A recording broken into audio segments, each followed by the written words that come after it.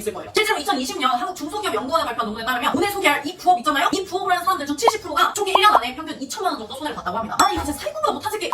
순식간에 내 돈을 훔쳐가는 최악의 법 두 가지를 소개하고 피해갈 수 있는 방법도 알려드리겠습니다. 차량만 넣으면 돈이 돼! 이런 말에 혹해가지고 처음 시작하게 되는 게 첫 번째, 무인 카페가 있어요. 여기서 혹해서 넘어가는 분들, 이분들 나이대가 언제냐? 40대입니다, 40대. 이제 곧 은퇴 앞둬서 불안하지? 모아놓은 돈 좀 있지? 이분들의 생각은 무인 카페를 차려서 은퇴 전까지 잘 가져놓으면 나중에 여기 관리하면서 지금 월급 정도 괜찮지 않을까? 그러다가 은퇴 전 반할래.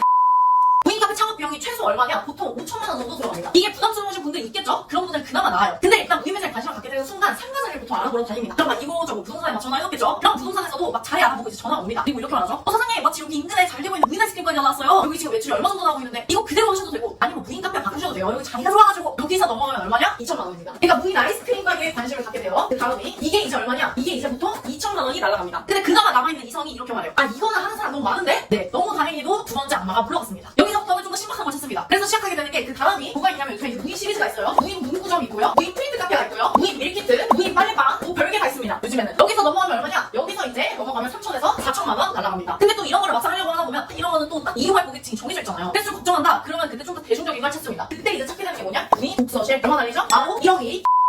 이렇게 무인 매장으로 돈 날리는 거는 순식간인데요. 그 중에 가장 큰 이유 세 가지만 말씀을 드릴게요. 일단 첫 번째로는 무인 매장이 돈이 안 되는 첫 번째 이유는 진입장벽이 너무 낮다는 거예요. 그 예시로 가장 쉽게 찾아볼 수 있는 게 무인 아이스크림 가게입니다. 창업 비용이 보통 1,500에서 2,500 정도면 가능한데요. 일반 식당이나 소매점 이런 거에 비해서 창업 비용이 현저히 낮기 때문에 되게 관심을 많이 가져가세요. 근데 이게 사실 내 무인 매장 차리잖아요? 그럼 잘 되기 시작하죠? 그럼 주변에 무인 매장 비슷한 거 우후죽순한 막 생깁니다. 특히 무인 매장 중에서도 가장 쉽다는 게 아이스크림 판매점인데요. 이 아이스크림 판매점 수출이도 보면요 매해 늘어나고 있습니다. 그다음 이제 두 번째로 이 무인 매장이 돈이 안 되는 이유는 도난입니다. 도난. 초등학생이 무인 문구점에서 수백만 원어치 절도했다. 이런 뉴스를 보신 적 있으실 거예요. 초중 고학생들이 물건을 훔치거나 매장에 금고를 털어도 법적으로 할 수 있는 방법이 없어서 막막하다고 뉴스까지 나왔는데요. 이걸 악용해서 무인 가게 전문 터리범들이 늘어날 정도라고 합니다. 그래서 좀 조심하셔야겠죠. 세 번째로는 아이러니하게도 무인 매장에 인건비 문제가 있습니다. 자영업자 대상으로 무인 점포 관련 조사를 실행했는데요. 그 결과 응답자 절반 이상이 제가 무인 점포를 고민하고 있다고 했습니다. 무인 매장을 선호하는 가장 큰 이유가 바로 이 인건비 비용 때문인데요. 근데 생각보다 이 무인 매장이 인건비 절감하는 거에 해당이 안 된다는 겁니다. 그러니까 무인 매장에도 관리할 사람이 있어야 된다는 거예요. 예를 들면 이런 겁니다. 도난사고 수시로 발생하죠. 기계나 키오스크가 오류라도 생기면 바로 대응이 안 되니까 운영이 안 됩니다. 어쨌든 무인 매장도 지속적인 관리가 필요하다는 거죠. 그래서 실질적으로 인건비가 아예 안 드는 게 아니라는 겁니다. 여기까지 해서 무인 매장으로 돈 날리기 쉬운 이유를 알아봤는데요. 근데 무인 매장이 꼭 돈이 안 되는 건 아니에요. 치고 빠지길 잘하면 됩니다. 상권 분석을 잘해서 그 지역에 될 만한 업종을 빨리 한 다음에 어느 정도 벌면 빨리 털고 나오는 거죠. 옆에 여러 가게가 생기기 전에요. 무인 매장은 만약 어려우면 상가를 내놓으면 정리라도 할 수 있는데요. 사기꾼보다 돈을 더 가져가는 법 1위는요. 마지막에 정리하기도 어려운 법입니다. 1위 구매대행입니다. 구매대행 과정은요 보통 3단계로 나눌 수 있습니다. 일단 첫 번째 단계는요. 선판매 후주문 이 방식이에요. 상품을 일단 스마트 스토어에 먼저 등록을 하고요. 상품이 먼저 판매가 되면 중국에서 구매해서 보내는 방식이에요. 먼저 판매가 되더라도 정상금이 바로 들어오는 게 아니라 초기 자본이 필요하고요. 주문을 먼저 받고 해외에서 배송하기 때문에 배송 기간이 오래 걸려서 만약 환불했다 그러면 이제 내 돈이 마이너스가 될 수도 있다는 거죠. 근데 사실 여기에서 나오는 마이너스는 그나마 다행이에요. 보통 두 번째 단계까지는 갑니다. 그게 바로 뭐냐면 타입이에요. 상품을 미리 중국에서 대량으로 사놓고 그 다음에 판매하는 방식인데요. 아무래도 대량으로 상품을 구매하는 이유는 이렇게 선판매 우중을 하다가 생각보다 잘 팔려 그러면 사놓게 되는 거죠. 근데 이렇게 대량으로 상품을 구매를 하면 단가를 낮출 수가 있잖아요. 그래서 보통은 여기서 잘 팔리면 사입을 하게 됩니다. 근데 문제는 미리 사놓은 게 잘 팔리면 괜찮겠지만 판매가 안 되면 당연히 제공만 세게 되죠. 그래서 이 사입이 되는 순간부터 이제 금액 단위가 마이너스가 커지게 되는 겁니다. 그 다음에 가장 최악의 경우로 가는 경우가 있어요. 3단계 직접 제조입니다. 세 번째는 내 상품, 내 브랜드를 공장에서 진짜 대량으로 제조하게 되는 거예요. 타입 방식 다른 사람이 만들어놓은 걸 사가지고 갖다 파는 것보다 내가 만드는 게 당연히 좀 더 싸게 만들 수가 있겠죠. 당연히 직접 제조하고 내 브랜드를 넣기 때문에 돈이 훨씬 많이 들어갑니다. 제 수험생 분 중에서 구매대행 사업을 하셨던 분이 계시는데요. 실제로 잘 모르고 여기까지 했다가 다 팔지도 못하고 아직까지도 대출을 갖고 있는 분이 계십니다. 구매대행은 처음에 상품을 사입하지 않아도 쉽게 시작할 수 있다고 해서 직장인 부업으로 많이 시작을 하는데요. 망하는 이유 중에 가장 큰 하나는 매출 예측이 어렵다는 거예요. 근데 어떻죠? 이미 돈은 들어간 거죠. 그러니까 약간 이게 부총 개살구가 되는 겁니다. 매출이 생각보다 나왔는데 실제 그게 내 돈은 아닌 거죠. 통장에 찍힌 돈은 없는 거예요. 근데 왜 이런 일이 생기냐? 아무리 좋은 상품을 사입하고 단가를 낮추고 뭐 상품을 제조한다고 하더라도 제일 중요한 건 뭐죠? 어쨌든 돈이 되려면 판매가 잘 돼야 됩니다. 판매. 근데 판매할 줄도 모르고 이거 다 사놓으면 어떻게 되죠? 그러면 마이너스가 되는 거죠. 여기까지 해서 사기꾼보다 내 돈을 훔쳐가는 또 두 가지에 대해서 알아봤는데요. 사실 이 두 가지 부업에는 공통점이 있습니다. 첫째, 먼저 첫 번째는요. 돈이 들어간다는 거예요. 그것도 꾸준히. 일단 무인 매장은 매달 월세 같은 거 내야 되죠? 매달 돈이 들어가는 거고요. 두 번째, 구매대행 같은 경우 물건이 팔리면 다시 물건을 사야 되잖아요. 그러니까 꾸준히 돈이 들어가는 거죠. 그다음에 두 번째는요. 팔려야 돈이 된다는 거죠. 너무 당연한 얘기죠. 돈이 들어갔으니 무조건 잘 팔려야 되는데 그게 쉽지가 않은 거죠. 그러니까 사실 결국에는 부업을 잘하려면 잘 파는 기술이 중요합니다.